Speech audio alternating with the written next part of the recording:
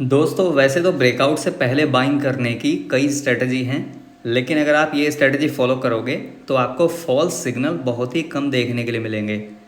और ये स्ट्रेटजी केवल बुलिश मार्केट में ही ट्रेड देगी, बेरिश मार्केट में आप कैश में बैठोगे। सबसे पहले आपको केवल और केवल वीकली बेस को ही ट्रेड करना है। ऐसे बेस जिनको फॉर्म होने में मिनिमम 2-3 वीक का टाइम लगता है। जब आप बढ़िया वीकली बेस फाइंड कर लेते हैं, फिर आपको फाइंड करना है बेस के बीच में डेली टाइम फ्रेम पर एक कप विद हैंडल पैटर्न।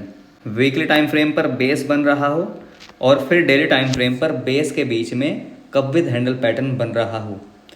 अब आपको यहाँ बीच में इस कप विद हैंडल पैटर्न के ब्रेकआउट पर बाइंग करनी है और अपने रिस्क के अकॉर्डिंग स्टॉप लॉस मेंटेन करना है।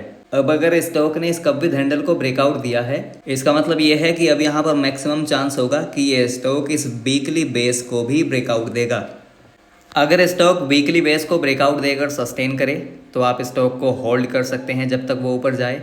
अगर ब्रेकआउट सस्टेन ना करे, ब्रेकआउट इस तरीके से फॉल्स करे, तो आप एक स्मॉल सा प्रॉफिट बुक करके स्टॉक में से एग्जिट कर सकते हैं।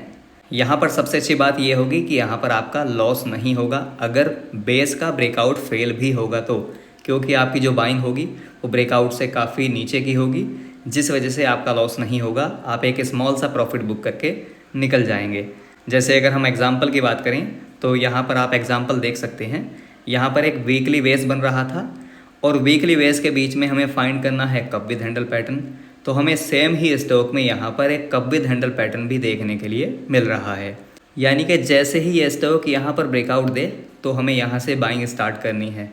अब इसने यहाँ पर ब्रेकआउट दिया कप विद हैंडल को, साथ ही साथ इसने वीकली बेस को भी ब्रेकआउट दिया और इसने अगले 2 वीक के लिए काफ़ी अच्छा परफॉर्म भी किया। सो दोस्तों, आप इस सिंपल से स्ट्रेटजी को फॉलो करके ब्रेकआउट से पहले बाइंग कर सकते हैं और बहुत ही कम रिस्क के साथ में ट्रेडिंग कर सकते हैं।